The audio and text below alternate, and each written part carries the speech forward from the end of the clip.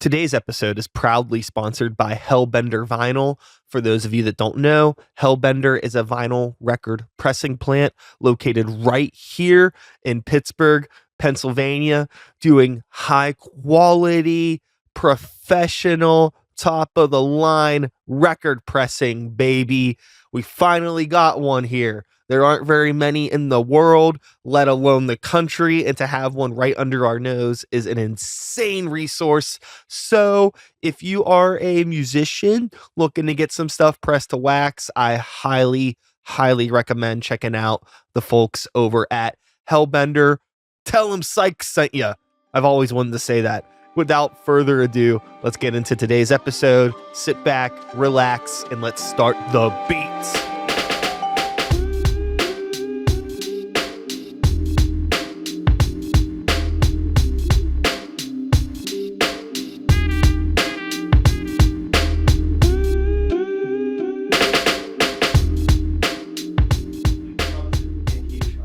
I always keep all my promises nice. Do you want it for maybe over the intro or the outro or something like that?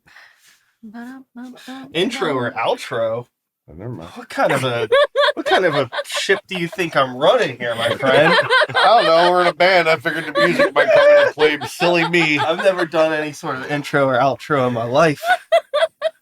You just go in face first. That's real rock and roll, baby. Swan dive. Swan dive.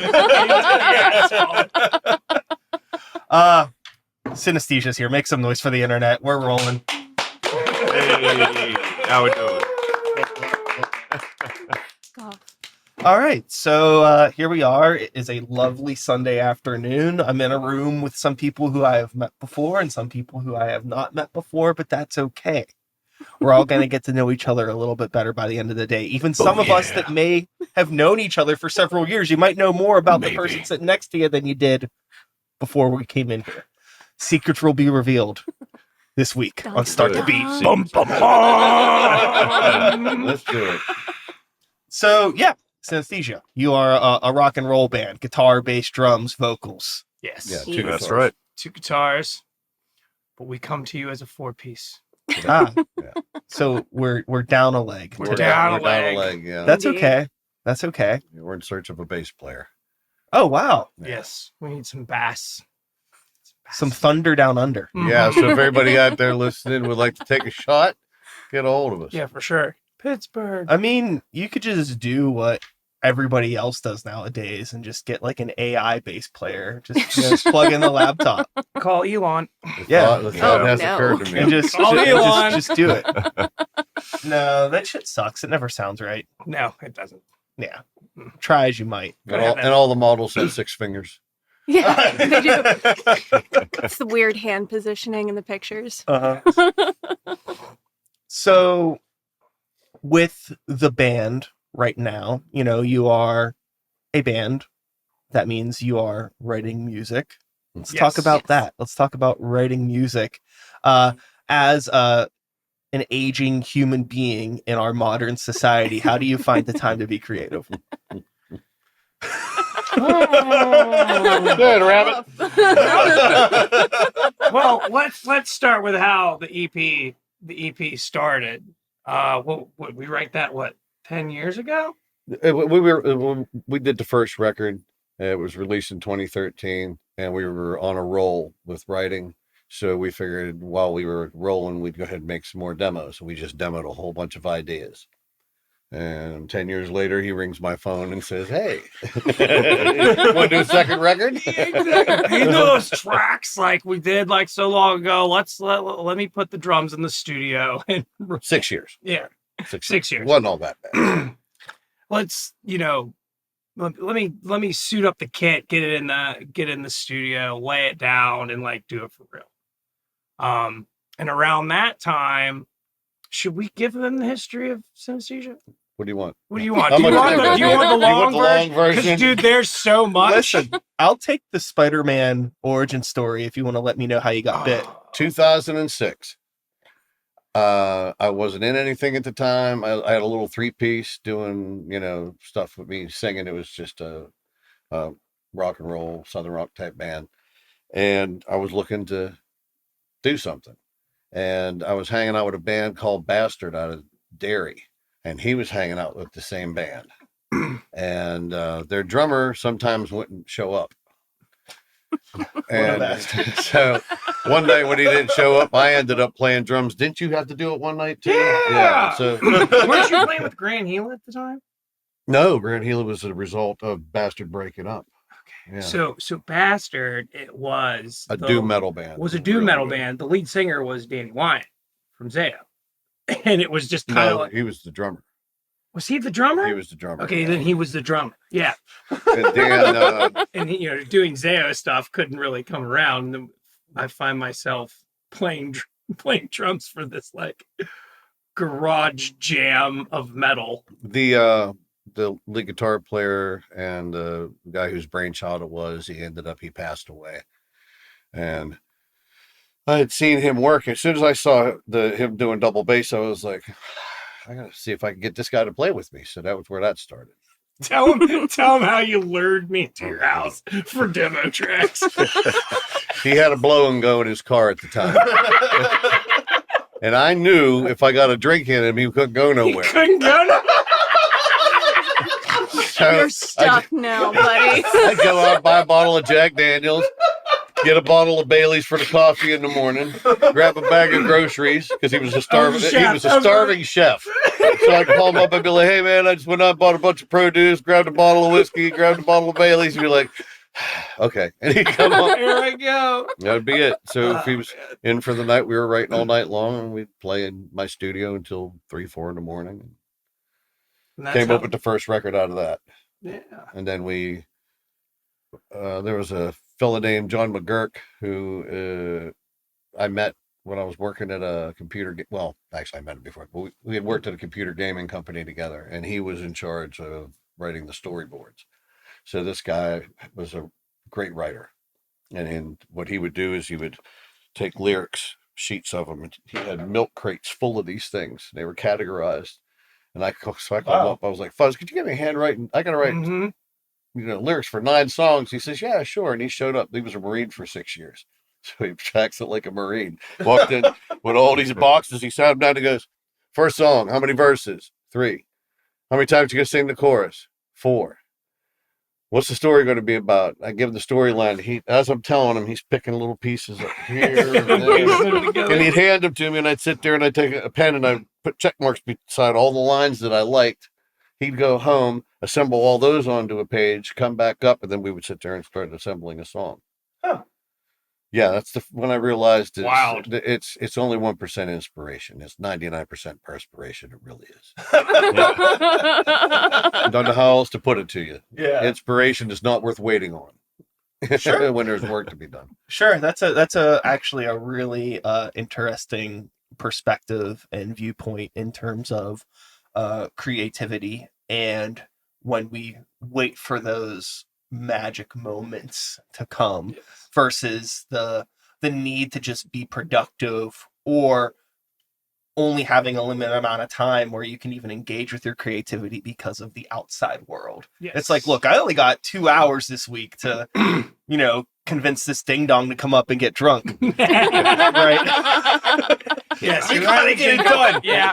When we started Now. this, Time is he was now. either 22 or just turned 23, something like that. 23. And he didn't know a lot of people around here. He was fresh up from West Virginia. So I started hooking him up with old heads that I had known.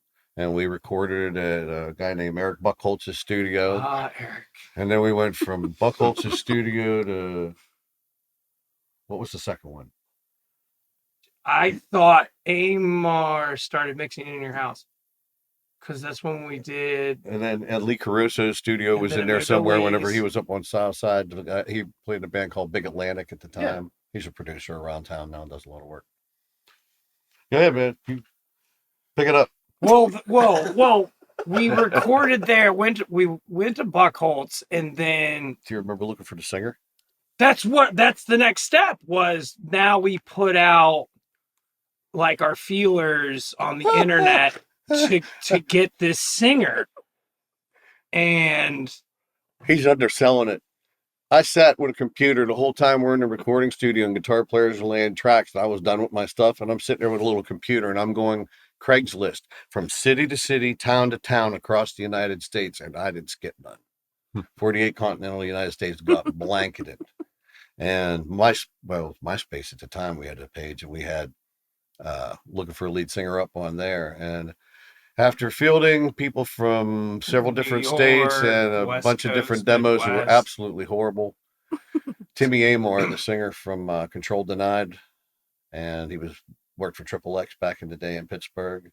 He was moving back from Florida, and I was out hanging with him one night, and I played the demos for him, and he goes, "I'm in." Well, I wish you had told me that 2 months ago, because you could say it'd be a hell of a lot of work. And Timmy came in, laid down vocals, and he wasn't really interested in making it a long-term thing, but he was top shelf talent, so we weren't going to pass him up.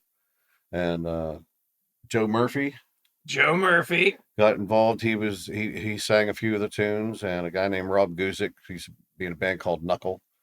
He came in and sang one. It was a pretty good record. We had a lot of fun doing it.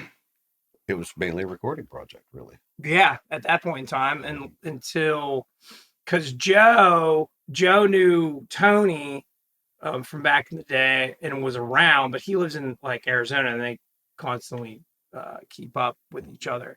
So he just like sent him the track, and then like flew in and did another track, and then Rob, we did a song called "My Enemy Mine," and it was 16-note triplets, double bass, like. Look at us, and I did like dirty vocals, but then he came in and did kind of like the Motorhead, that gritty, that stuff. And he lived like what, 5 or 6 blocks up the road from you. There's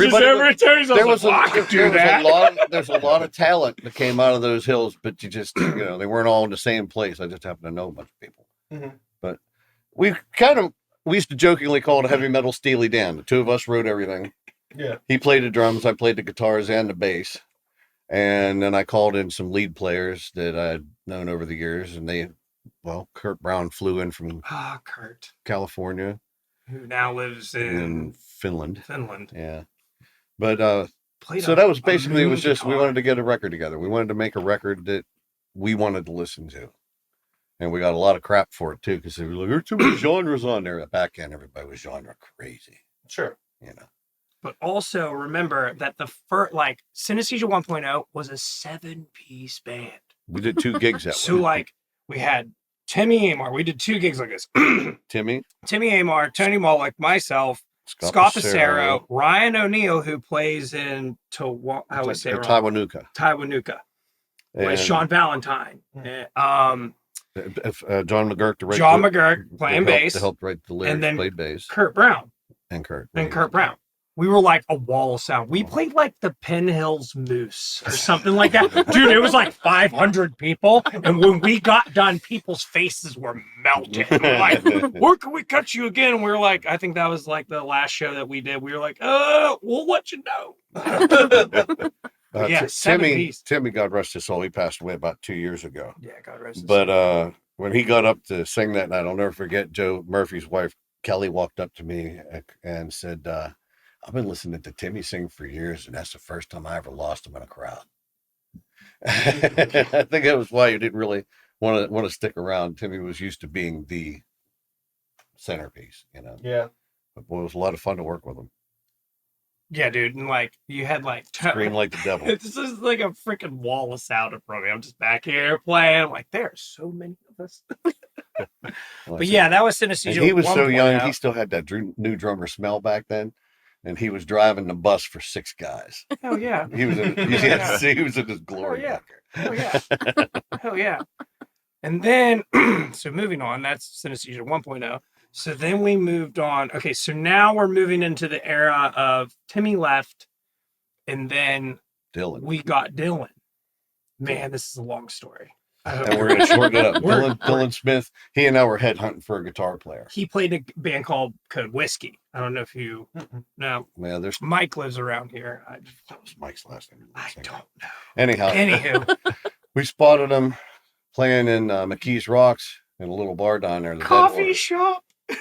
And I remember he walked over to me and he goes, I don't think they have a liquor license in here. I went, if you haven't noticed yet, the bartender said about 16, 17 years old. They were like baristas. Welcome to McKee's Rocks. It was like Laws are a BYOB. little looser here. It was like BYOB at the venue, but it was connected to a barista, so you could just be like drunk and walk over and be like, "Yeah, I'll take a double shot of espresso, please." And be like, "Coming right up." They came over and they'd set the like 1 in the drink down, morning. and then they would take the red stir and they'd say, "This is what you're paying for it." They put it in the glass, and I'm like, "Oh yeah, I'll convince the LCB if they show up." Yeah, right. But that was where we met him. It was his last night with that band. He was like 22. Yeah, and he came in. We managed to squeeze him onto the record in a few spots, and then we recorded one song after the album was out called "Bitter Words." That was the one that Joe sent the lyrics in from Arizona. When he did the 2 for the first record, we recorded him in my bathroom. Yeah, he did do it. I came over that day and I was like, "What the fuck is going on?" It's like, "Shh, Joe's in the bathroom," and I'm like, "The world's oldest recording trick. Walk back outside, porcelain is for the singer." Shit. But Dylan was on that, and Dylan passed away at 24 years old. Yeah. Now I would say we have bad luck in this band because 2 of the members have passed away, but there's still 10 of us left, so we're good. Three. Got to talk about John. John went well. He played. That was the cusp between what we are now and what we were before. A band called Fatality Risen. They play Pittsburgh. They're from used to play Weirton. Pittsburgh a lot. Yeah, they're from Weirton, West Virginia. John came in, and John loved Dio. Like, so we have two versions of Bitter Words, and Bitter Words was Joe. Joe did his, and it's very, very melodic and very to the point. But then John had his own version called Black Iron, and it was very like, I don't know, like not predictable. You could say like where he dropped in or where he did stuff. It sounded good. Because you were used to hearing something to it already. Dude, we played the last show of the Altar Bar with him. We opened up for Primal Fear, and then we opened up for Slaughter out at the Jurgles, and then John had passed away. Yeah. But actually, John came to us. The reason he associates it with Synesthesia was we had those demos that we turned into the songs we're doing now. Those songs were already there. John had his whole band quit on him, and I was one of the original members whenever they were based out of Penn Hills. When they moved to West Virginia, I was like, "Sorry guys, I'm out."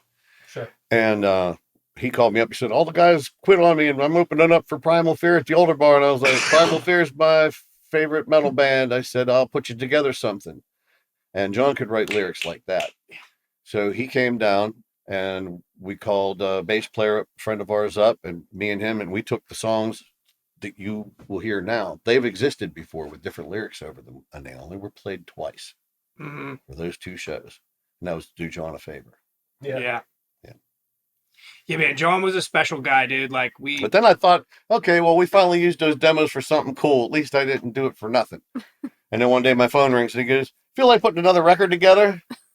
"Sure. Who's going to sing?" "My wife." Yeah, right. So funny thing is like So I said, "Well, remember those demos that we made that we've already kind of messed around with?" He said, "Yeah." I said, "Well, why don't we start there then until we find out if this thing's going to get traction?" Yeah. Yeah, it did. So around that time, 12-Foot Ninja came through, and my boy West South was like, "Hey, bro, it's like $35 a ticket to Mr. Small's main stage." They're playing with Nothing More or something like that. It was like the most last minute concert. Yeah, it was like ever. the last minute Thursday concert or some shit like that. So we go out, hang out. We end up hanging out with 12-Foot Ninja, like hanging out with Nick and all them, and like just vibing. So around this time that happens, and then Amanda finds out because she was classically trained before in like middle school and high school, and just never really took what she learned and ran with it. She can talk more about it once I, get done with this. But anywho, we end up meeting Nick, and sweet guy from Australia, and then he ends up popping up his teaching, coaching vocally. And then through, "Hey, you want to sing for clean vocals for the metal band?" Yes. She, hits up Nick and is like, "Hey, I'll take your lessons," and then it's just been history. Yeah. It's what, 5 years now he's been coaching you? Yeah. So you want to say some more? Yeah, it was it came out of nowhere for me because I think I was cleaning the bathroom that day and he just hollers from the the living room. He's like, "Hey, babe." I'm like, "What?" He's like, "You want to sing in a metal band?" I'm just like, sure. Did you ask her first or me first? I don't know. You might be right about this whole getting to know people better. Did you ask me and then ask her? I think I like texted you while asking her. No, you asked me verbally because you remember what I said when you asked me? What? You said, my wife, and I kind of went silent. You went, well, what do you think? I went, it sounds like she wouldn't quit. Facts. Trapped. You're stuck with me, Amanda. Playing metal band now. But yeah, and moving forward past that, she fell in as a puzzle piece of the band. We recorded that, and then throughout all that, we recorded drums at Soundscape with Doug Casper. Tonic. Tonic. Sorry, Soundscape. Yeah, right. You're showing your age. You don't want to know what year I recorded in that room the first time. Yeah, Tonic. A guy named Frankie Corolla owned it. You've never even heard that name before. Tonic. Yeah, And Tonic. he owed money to somebody, and one day we went down to the studio and looked through the window, and everything was gone. They took all the gear out of there, and it was history. And it was something had to do with, I don't know, owed somebody money. What was that, like 1982? No, fuck no. But anyhow, so How old do you think I am? 1 million years old. So we go to Tonic, and I record these 5 tracks with Doug. We end up getting rough mixes from Doug because I did multiple projects with Doug, and if I want raw, good drums that can be tweaked, I go there. Anywho, that passes hands over to Lee Caruso. So we recorded the guitars and the bass over at his place. All we had left was vocals and lead guitars. And we needed to move studios again because Lee got busy. And that was about the time it was like, oh man, we're doing this again, going from studio to studio. And I said, if you want to go to one place, stop and be done, go to Maplewood, get Dave Granati to do it. And that's where we ended up. You know Dave, right? No. You know Dave? Mm-mm. The Granati brothers? I know the Granati brothers, but I don't know Dave like personally. Oh, yeah. Yeah. I didn't mean like. It's like Meant you know of the Granati. Yeah, you know. Yes. Okay. Also, Psych Pittsburgh Rock and Roll Hall of Famers, first ballot. Yeah, and he's just been running with that football ever since. Yeah. We think the 2 songs that we've got done so far that we've made into singles, we think are pretty strong. And it's already starting to get some good reaction. We've had it played on Jim Price's show on Q94 up in Altoona. Got good reviews from that. It was on Wild Dogs Radio Saturday on Carrie's Music Crypt. And she loves it. She's going to start pushing it on her show, she said. So Yeah, it's getting the ball rolling. Yeah, getting the ball rolling. And then he kept telling me, we need another guitar player. We need another guitar player. And I didn't want to deal with trying to break in a guitar player. And finally, one day I looked at him and said, there's only one guy I know that I can play with. And we get along. Our right hands will match up like we're walking in step. And that's him. Ta-da. Hey. Yes, sir. Yeah, it was, well, so far, yeah, I'm really happy with everything that we're doing as a band. Really moving forward with things. And yeah, like Tony said, him and I are in lockstep pretty much with everything we do. Fairly effortlessly. Yeah. I think it's been a couple of years since I joined. Well, we played together for the first time in 2017. Yeah, Tony and I actually started a 3-piece blues band, the Moloch Carlin Band.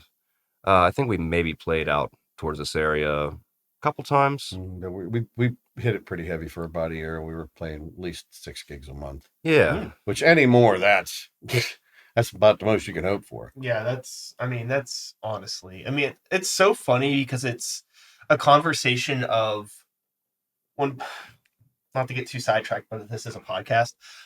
When people squirrel away, sir. When people talk about like playing too much or too little, it's like the first thing I think of is like, well, what kind of music are you? Because I think it's very genre specific. I think there's different types of bands that get away with being able to play more because they have a little bit more of like an elastic nature to them, so they could fit into different spaces and get more gigs as a result of that. Yes. Like if you have a technical death metal band, limited Yeah, opportunities. exactly. Blues rock band, more opportunities to play. Jam band. Yes, Yeah. absolutely. Jam band everywhere. Well, we pushed our luck though, because we took like those original tunes, but we put like metal covers with them so that we could fill up more space. And you go out and play some 80s metal covers and throw in with your stuff. You can play a lot of places. Well, that digs into like the Dylan era of synesthesia. Like at one point in time, we had another bass player, Rob Modry, playing with us, and then we had Dylan playing with us as well, and we created two separate genre cover bands. Oh, yeah. We had Head Check that was playing like Alice in Chains and Megadeth and stuff like that, and then you had the Jive Turkeys, which was playing like 1940s jump jazz. So we were doing that on the side and while we we're Psycho still Band. trying to play like some synesthesia stuff. So I get where you're coming from exactly. We created other things to keep us more busy. Well, that was the other thing. Whenever we started Synesthesia, we needed money.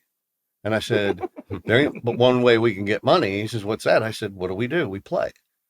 He says, how are we going to make money? I said, I made a couple phone calls, threw together a combo. We called the Mad Cats. We paid those guys and took our money and put it towards the band. Oh yeah, I forgot about the Mad Cats. Yeah. The Mad Turkey Cats. And we made a lot of money off of that. Turkey.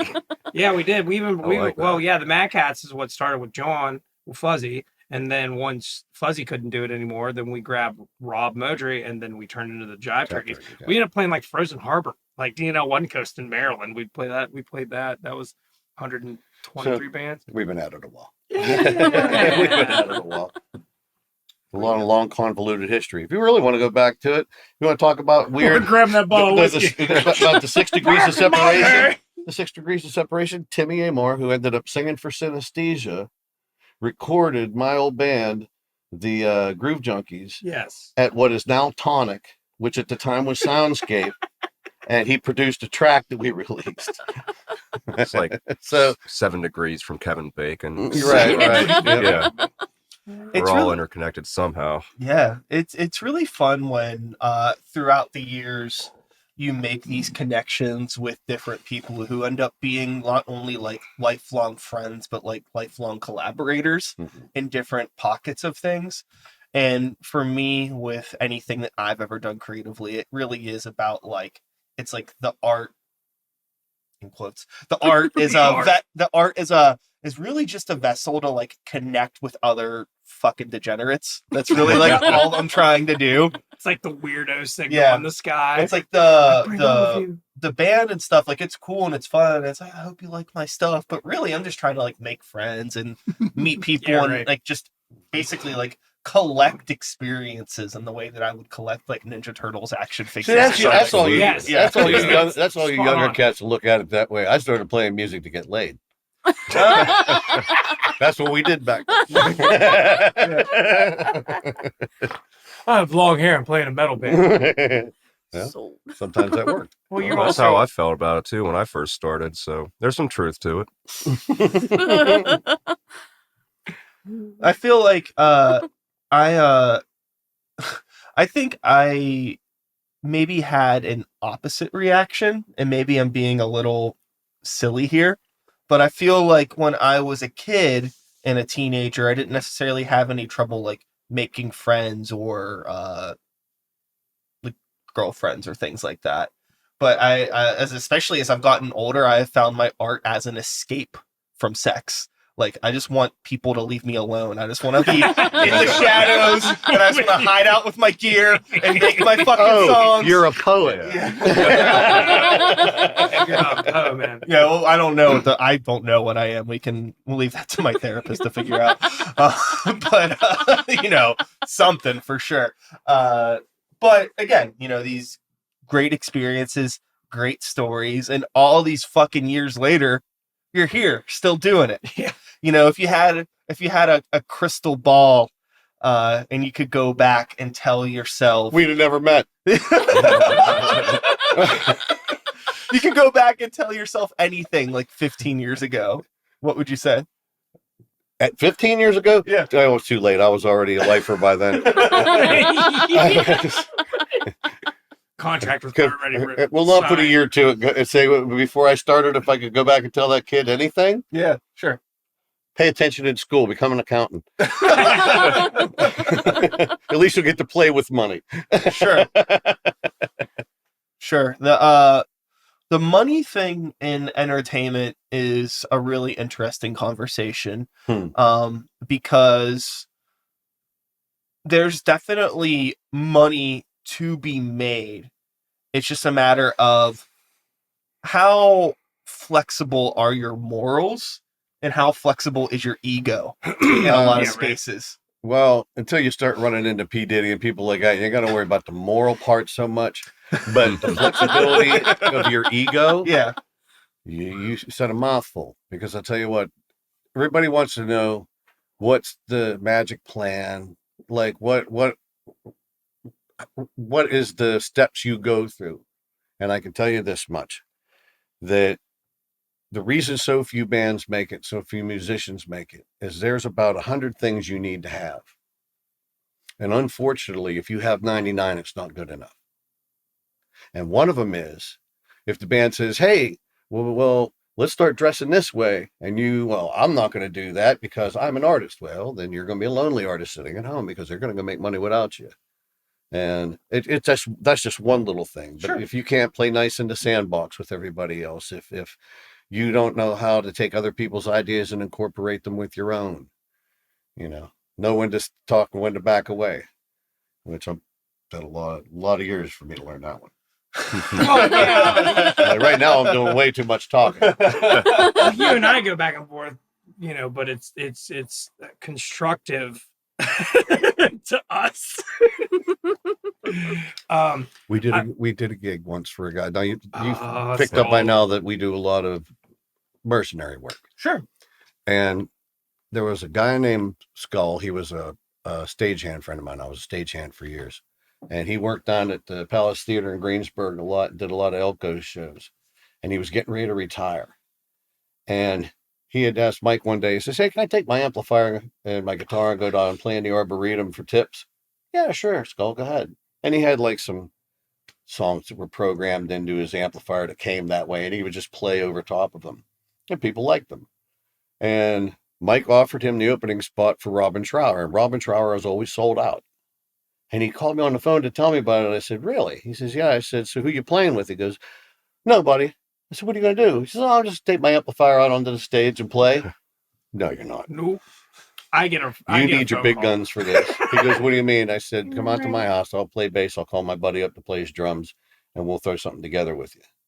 And he came out, and what we had done was, he wasn't very musically literate. So we listened to what he had been playing over in his amplifier. I took those, we added parts to them, and then played the parts linearly once, twice, 3 times, ending. Because you're only going to see it happen once. And we walked up and played those songs one time in front of 1,200 people, standing room only. But yeah, I couldn't believe that they had wanted him to go out there with that all by himself. Well, yeah. I mean, it's funny because I don't remember how we got this far. What year was that? 2011. Okay, yeah.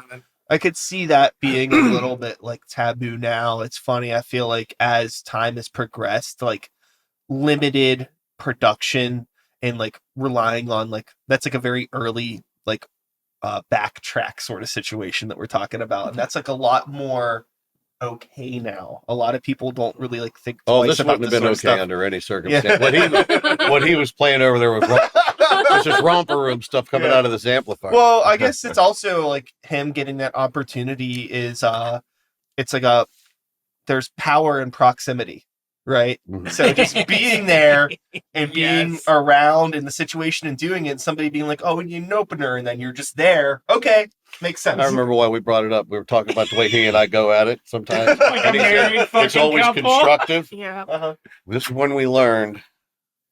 We had gotten so used to it, we didn't take anything personally. So we would just like 2 battle bots. And then we'd make barking. I like to say the whole first album was written like this. We'll just play some. I can't think of nothing. We'll just play some. I can't think of nothing. And we get together with this guy to do him the favor, and he comes out, and we didn't realize he had PTSD. And he and I start bickering back and forth, and this guy snapped a rod. we had to calm him down, talk him off the We had ledge to because he was walk ready to walk outside. out and not do it at all. He was ready to cancel the gig. And after he left, we looked at each other and went, "Okay, we can't do that. We can't anymore. do that anymore." We're scaring the other children. It's not Yeah, good." because he was like, if you guys are going to be like that, then I'm going to be like this. Fuck it. And just walked out the front door. Me and Terry are like, we look at him, shit. And we just follow him outside. We're like, Skull, it's fine. It's fine. It's fine. It's fine. It's fine. It's fine. It's all right. It's all right, buddy. Yeah, it's another interesting dynamic of playing in bands and doing art, especially art that is like part of like an alternative subculture. You deal with a lot of people that have issues. And And mine and his like to bitch at each other. in like emotionally navigating those issues in a creative space with alternative types of people, it could be a challenge. We're It could be really definitely, hard. we're definitely the misfit toys. We're definitely the misfit toys. Amanda, why don't you tell him about your first gig? Everything you can remember about the first show we did. Oh That was at the God. Beacon, wasn't it? I Was it the Beacon? What Or was was our first one? No, I think that was Helltown.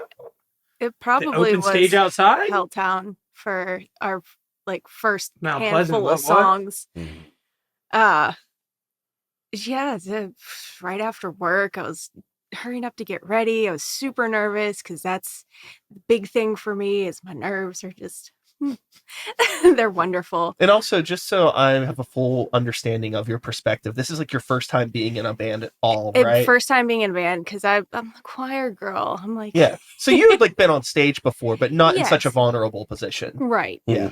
So he's like, it's fine, everything's fine. And I'm like, the crazy girl, the pastor, she's like, it's not fine, nothing's fine. We practically had to push her out on the Like- stage, but when we were Yeah, done, she no. was walking on a cloud. Yeah, I was my best Empire Records right there, Uh-huh. yelling at Joe.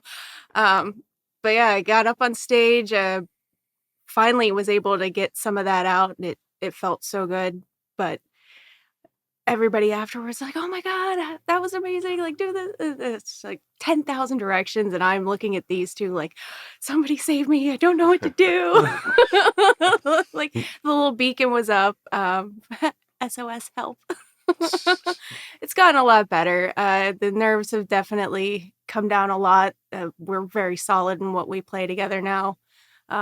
Plus, I know if I'm ever feeling nervous, I can look at any one of these guys and somebody's going to throw me a stupid face and I'm going to smile. Oh, for sure. All That's all we have. Yeah. Yeah. My favorite Amanda story was the night that we hung out with Lacuna Coil. And, Yeah. Oh, yeah. Apocalyptic. We were Yeah. not cool enough Yeah, for that that was table. my brother is a lighting director and a tour manager. Right now, he's with Wasp. Okay. He's been with Wasp for a lot of years, but he's worked with everybody from Rob Halford to Cyndi Lauper. And Cool taste. he was running for Apocalyptica, and Lacuna Coil was opening. And so Taz called me up. Hey, you going to come up? I said, yeah, you mind if I bring my band with me? He's like, yeah, sure. So the three of us headed up. I didn't realize that she worshiped the lead singer from Lacuna Coil. And when we got to the show, we wanted to go get something to eat, and we stumbled around and found our way. I'd tell that story too, but we stumbled around and found our way into this cool little bar in McKee's Rocks.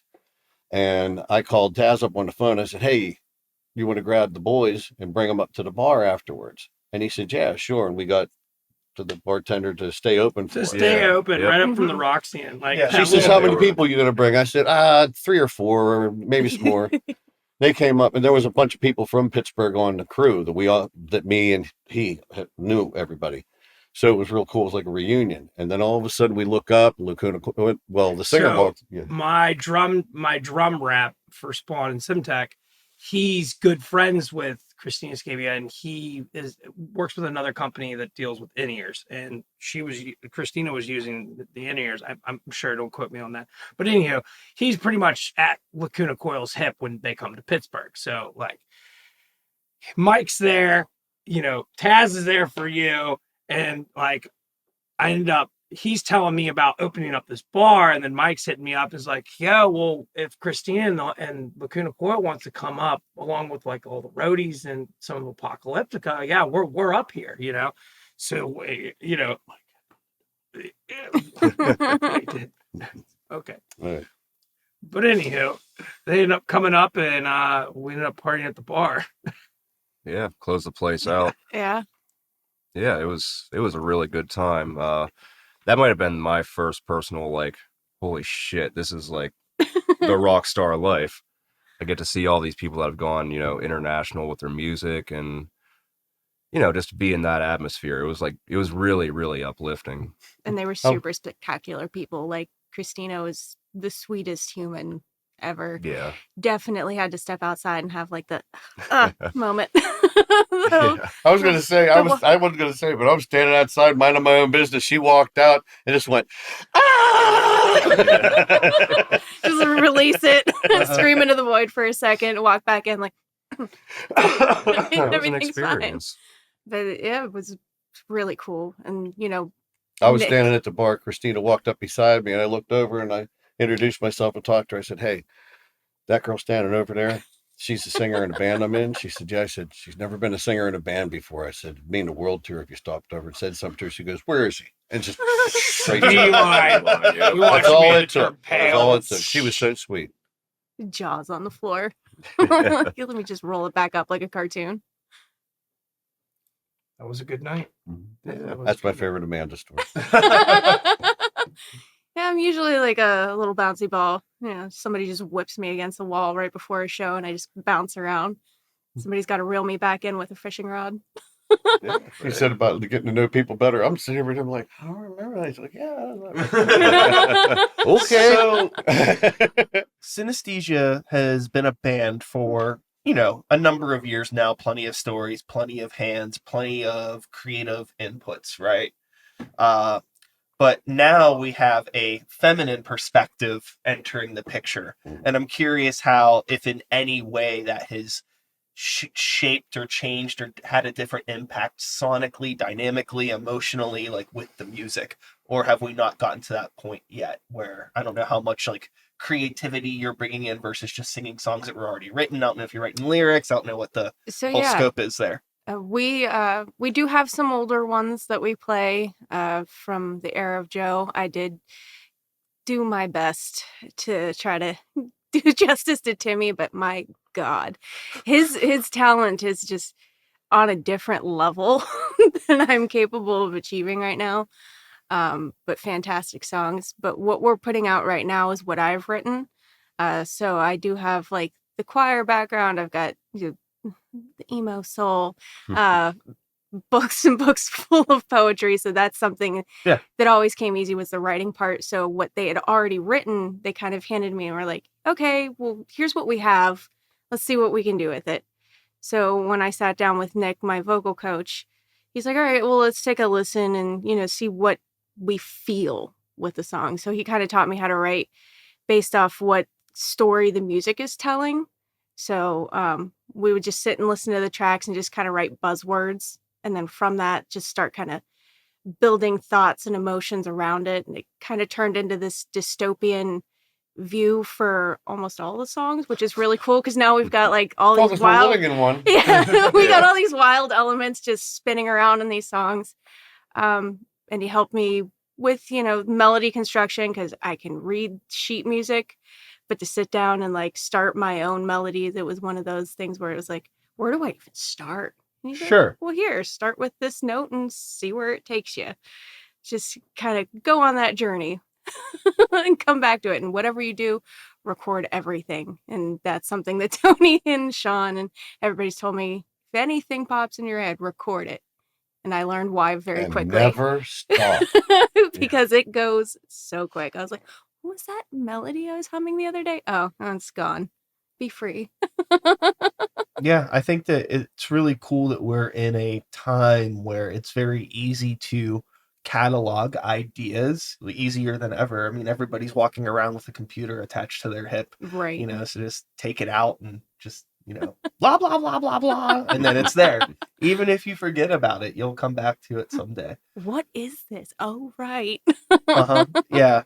With your approach to writing lyrics, I find it kind of interesting because it seems like it was a much different dynamic than where you started out in terms of how the lyric approach happened. To the people that have never done it before, it probably sounds like it was very contrived the way we went at it, but it was a tall mountain to climb. Totally, yeah. So the way we did the lyrics had everything to do with needing a lot. And I'm not the kind of person that can write those kind of lyrics. I can write 1, 2, maybe 3 set of good lyrics a year. I'm not 9 in a month. And so, but the music took the longest. Well, yeah. That was the stuff that we really were able to put the care into, because that was what we had control over. When it came time to do vocals, we were just like, oh God, we need somebody to come in here to write their own melodies and their own lyrics. And you had mentioned just kind of off, I don't know how to phrase this, but you had mentioned at some point in time that you had received a critique like, oh, it's so many different genres, it's so many kinds of things at once, right? Mm-hmm. In this current era of the band, do you still find yourselves being like, fuck the box? Or are you like aiming for a specific sort of direction? It's with the changed. sound? It's changed. Yeah. People finally got off that kick. We don't hear it anymore, but back then, oh my God. Well, are you power metal? Are you this? Are you that? You traditional. Are you thrash? Are you this? It's like, yes. We're metal, man. We're just metal. How about we're synesthesia? Yeah. Yeah. And for this record, that's pretty much what we were going for. We wanted to try to sound like us again. Uh-huh. And I think it still does. I think it still sounds like Synesthesia. You can put all those songs together on one record. It's still fine. Yeah. For me, it's like there's maybe 4 kinds of music. For me, it's like, okay, is it guitar-based drum music? Is it computer music? Is it a mix of both? Or is it singer-songwriter? Yeah, right. That's all that exists to me. You know? And I've had to pick my 4 to be the stuff I like, the stuff I don't like, the stuff I only like whenever I'm drinking, and the stuff that I won't bother to reach over and turn off on the radio, but I'm waiting for the next song. Sure. Sure. It's just like genre doesn't matter to me, you know, for its intention has always been like what is most important to me in music. I don't think I understood that when I was younger, but as I've gotten older, it's like, why are they making this music? You know, it's like, do they want to just like, I don't care what kind of music this is. It's like, are you trying to tell me this particular story that's like super fucked up, or it's just super fun, or whatever? I don't care. Like, are you doing this from a place of genuine creativity? Cool. I'm into it. Right. I'm here for it. Well, there ain't no money in it anymore, so that's why we're here too. Well, I mean, there can be. I think it depends on your what your idea of money is, right? I guess everybody has a different threshold for what money is. And then some people might say, well, I want to be able to pay my bills, you know, and just live comfortably. That's cool. What's your idea of living comfortably? Exactly. You know, are you fine in like in a Camry in a modest house, or do you need a little bit more? Right. You know, so it's tricky, but it's definitely harder than it should be, for sure. It's gotten Because there's a lot of money coming in. It's just a matter of where it's going. The pockets that it's ending up in. That's what's changed. That's what's changed. Is very, very the pay-to-play system in Pittsburgh. I never thought I would ever see that. I was out in Los Angeles when I was younger, playing on the Sunset Strip. All of those bars out there are pay-to-play. And when my band went out on tour, we found an agent that was from New York, and she used to intimidate everybody out there. She talked too fast, she talked too loud, she would just talk right over them. And we told her, we'll take any gig you can get us where we don't have to pay for it. So we went out pretty much and did a promotional tour for 2.5, 3 months. We didn't pay to play any of those places, and that was unheard of. But what she would do was slide us in. She said, well, do you mind just taking fill-in spots? Sure. So we went out and she booked the tours we were going. Yeah. But when I came back to Pittsburgh, I was making money back here, and then they turned into a pay-to-play system. And I've had people ask me to participate, and I'm like, no.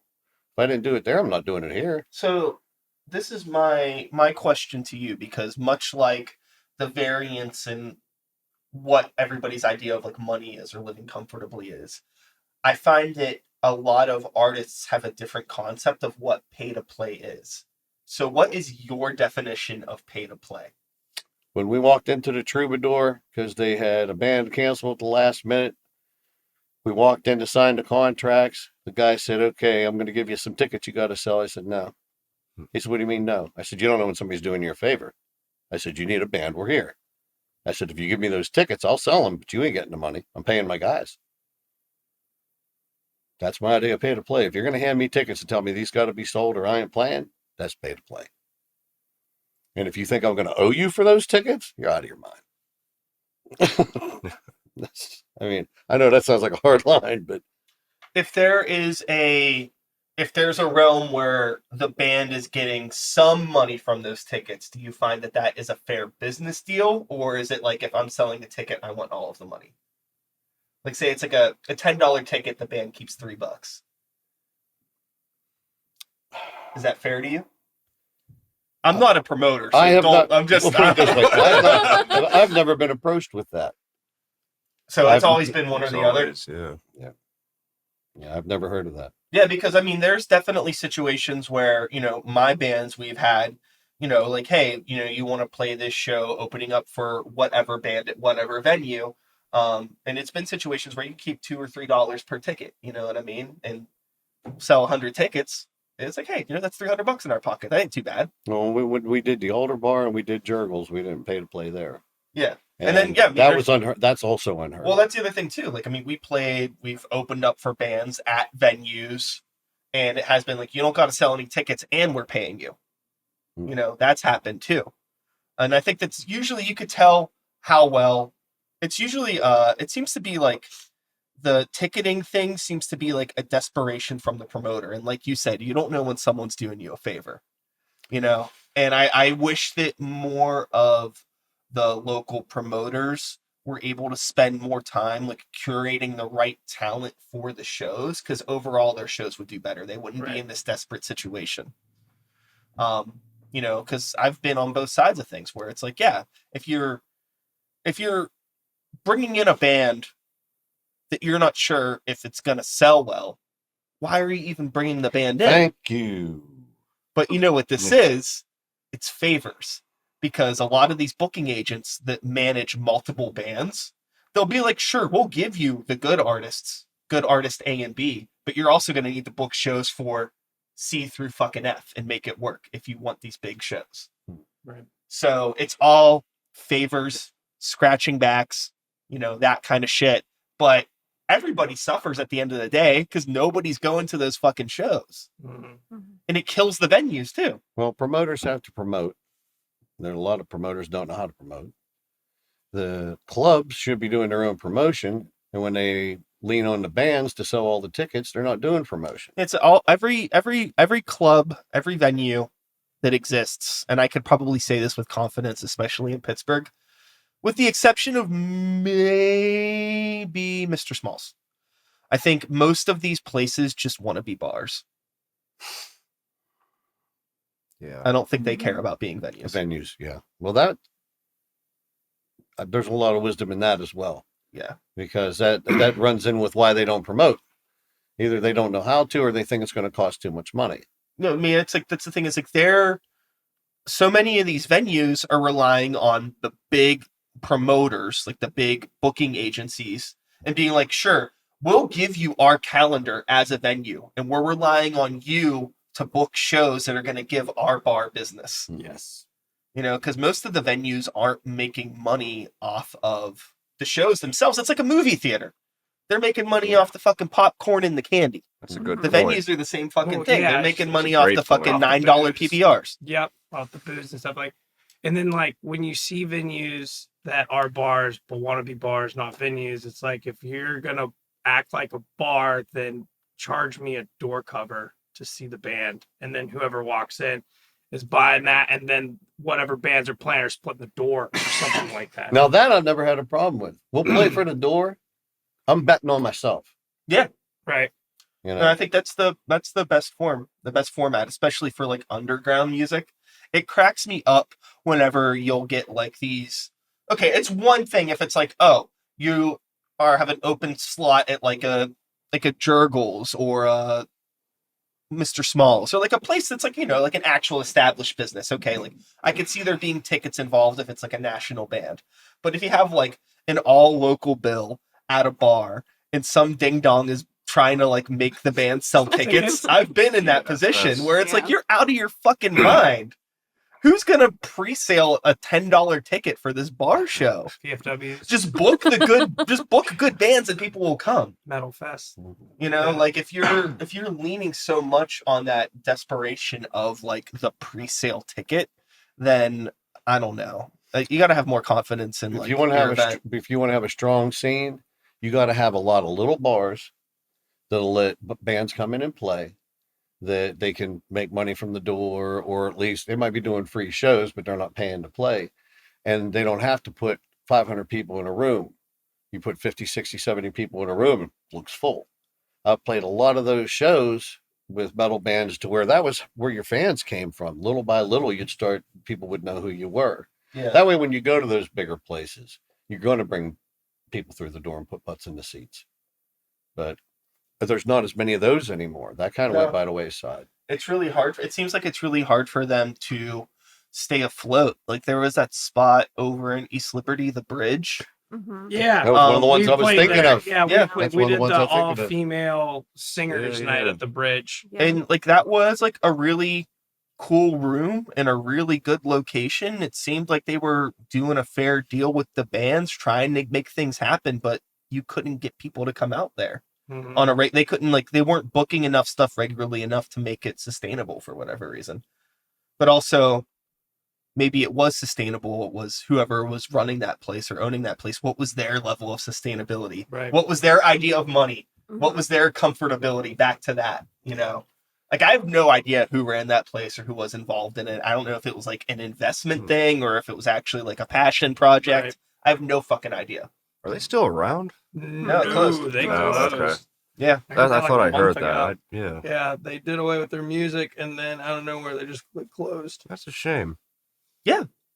Yeah, I hate when any bar or venue closes down because there's one less opportunity, good or bad. Yeah. Yeah. I will say, like, I mean, the one time that like we were there, it was like, I think they did a really bad job. I've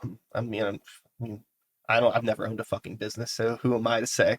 But there was a lot of issues. Like the last time that we played there, I remember it being this type of thing where it's like online, it said they had food and people came to come see us that were gonna like, eat, but the kitchen, there wasn't food. There was like all this like, mix match of like Right.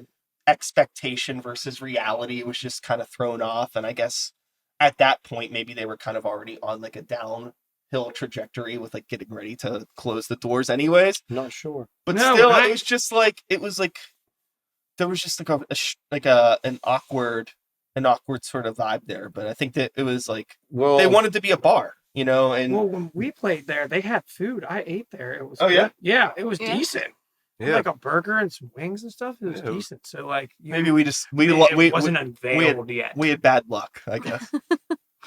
I guess maybe the menu wasn't, because I've opened up 3 restaurants, so I understand on the other side unveiling menus and stuff like that. It might have just not been unveiled, or No, they were definitely, it had been open for a while. oh well, then that's bullshit. Well, bars are such a high risk venture anymore. I don't know how anybody ever opens up one because the liability is through the roof. Sure. I watched DUIs kill a scene slowly over the years, Mhm. and it got to be to the where I remember being in bands and being told, we can't pay you what we promised you because there wasn't enough people here. And then I remember them coming up going, well, there was enough people here, but they didn't drink enough. Now you've gotten into something I have no control over. Sure. It's everybody wants their little piece of the pie, whenever I was working at a place that we started doing shows at, and we had to get like an insurance thing for this to do it right. And they were like, well, what kind of shows are you doing? And you have to be real careful about that answer because the kind of shows that you're doing is going to affect how much they're going to charge you for insurance because different things are different risk. It's almost like the color of a car. Like it really doesn't fucking matter, but they'll squeeze it from you. Yeah. Like, oh, you're doing rock shows, like mosh pits and stuff, stage diving. It's like the room's like half the size of this. Like, no, it's not like it's not going to be like that. You know what I mean? Meanwhile, But I fucking wish, you know, but it's not. You know. meanwhile, you see those memes that were going around. The Megadeth show at Stage AE, and what was it? The Travis Tritt or Kenny Chesney or somebody's show. Yeah. And it was like the parking lot for Megadeth was spotless. And then it showed the country show, and it was just torn up from the floor up. You know? Yeah, it's silly, but perspective. There's a lot of power in perspective. And I don't think people realize how metal is really consists of a lot of long-haired nerds. Oh yeah, Yeah. well, definitely not, especially. And I say that with all the love in my heart that I can. Yeah, I mean, especially from like, you know, a bunch of actual nerds, a bunch of insurance dorks that, you know, their only idea of rock and roll was that one time they watched the Scary Movie when they were 13. Does it sound any less nerdy to listen to a drummer? I'll use you as an example. Yeah, thanks. Sitting talking about their drums and what kind of wood they're made out of, and how much this snare is worth because so and so designed this, and then you listen to two guitar players going back and forth. And oh god, I don't even want to go there. It's like I saw this. It's embarrassing. It's like I saw this meme where it was like jam band music comparatively to heavy metal music, and it's the opposite. Heavy metal is nice people cosplaying scary people, and jam band music is scary people cosplaying as nice people. Yeah, We're actually pretty docile, believe it or That's not. what my nothing against the jam band scene. I've got a lot of good friends and that play that circuit, but that's what there's fucking awful people. to bed tonight. Okay. I'll be the one that'll keep you awake. There's awful people everywhere. Yeah. But one thing that I know, well, at least I feel pretty confident of, that there's nobody awful in this room right now. Oh. So make some noise for yourselves. Hey. We're gonna be wrapping this puppy on up here for the day. All right. We've hit our hour. Is there anything that we wanted to talk about or promote that we didn't quite get to that we might want to squeeze in real quick here in the last few minutes? If you get a chance, check out wilddogsradio.com. Saturdays from 6 to 7, there's a metal show on called Carrie's Music Crypt.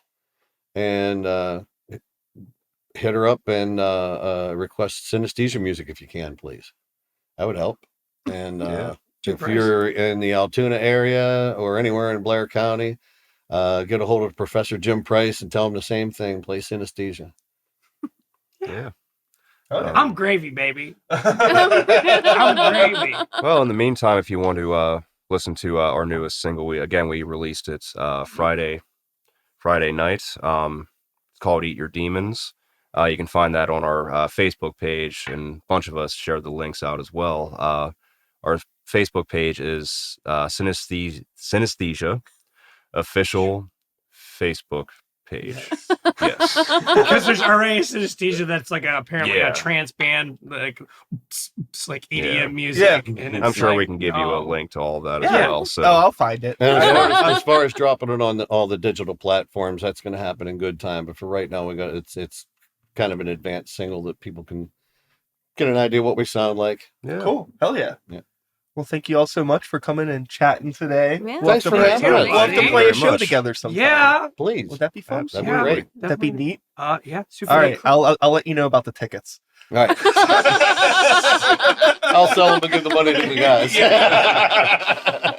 Hell yeah. Well, with all of that being said, that is all, folks. Thanks so much for being here one more time. Synesthesia. So I'll be Thanks back so much. again next week with another episode. Same time, same place, same channel. You know the drill. My name is Brian Sykes-Howell. Start the Beat is the podcast. 2024 is the year. And until next time, take care of yourselves, take care of the people around you, and peace. We did it. That was a podcast. I'm so sorry. What are you talking about? 'Cause He was their photographer. no, I knew.